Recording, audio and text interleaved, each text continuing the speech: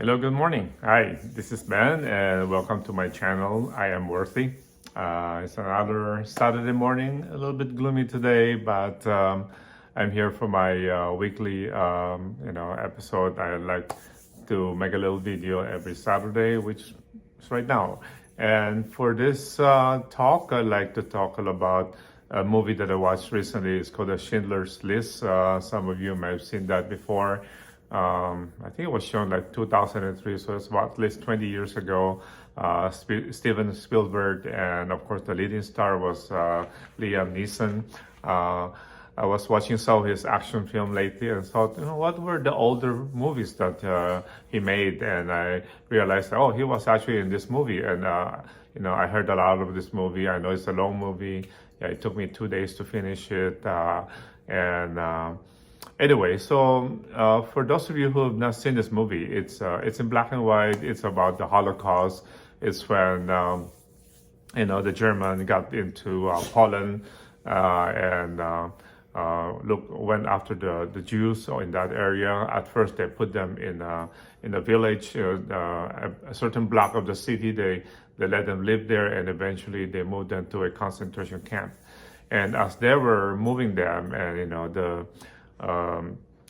the soldiers, they went there. The German soldiers, they were capturing these people. One of the scenes that really caught my attention in that movie was, all these kids.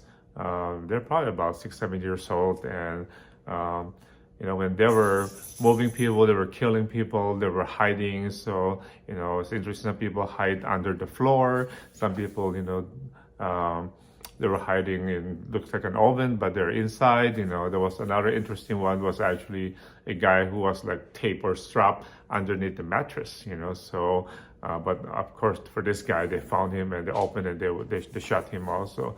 But during that craziness, that chaos, some people were hiding actually in the toilet actually. So imagine you have this, wooden plank with holes, and inside, that's the outhouse, where there's feces and urine. And this little kid, he's small enough to get into that hole, so he jumped in there. The water was probably there with all this brownish color. Then actually the interesting thing, he's not the first guy. He looked around, there were 3 kids already there, and actually they told him that get out of here. This is our hiding place. But what I want to say is that I'm trying to imagine myself in that era, in that war, in that time where people are running for their life. They're prevent to get killed. They do anything to survive actually. So what I want to talk about is their desire, or that strength for them to that intention for them to be alive, to do everything, even jumping into that toilet there, right? Yeah, it might be hard for us, this peaceful world right now, to think about that. But during that time, you do everything to survive.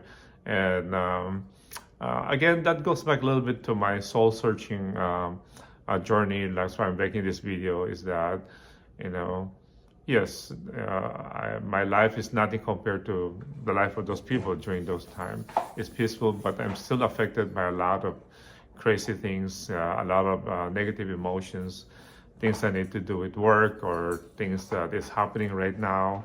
Right now, the healthcare system, that CEO got killed in New York, a lot of this positive and negative response, and all these issues, myself being in the healthcare business or industry or workplace, I know a lot of those things, and it also brings up a lot of this negativity also, But anyway, every generation probably has to go through certain challenges, and what I'm trying to say is that I'm not sure if I were, in that era and in that stage when this German armies or soldiers are chasing after me, if I will hide, or I just say whatever.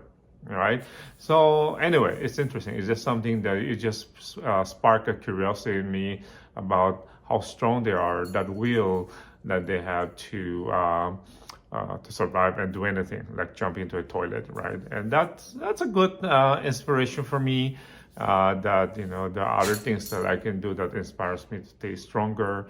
My friend told me about, just roll with the punches, this negativity, roll with it, stay away from it. I'm trying to do that also.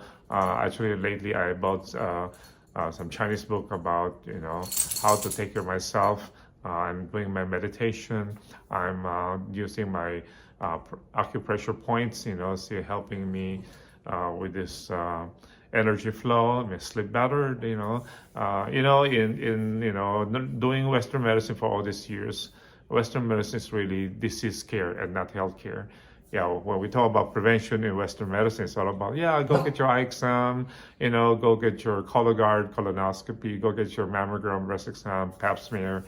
That's about it. Go get your vaccination. But in the Chinese medicine, there's a lot more talk about how do we maintain this body? How do we let the energy flow? How do we go with the change of the season, right? Nowadays, in this modern world, if you want banana, if you want mango, you can have it year round because we just import it, right?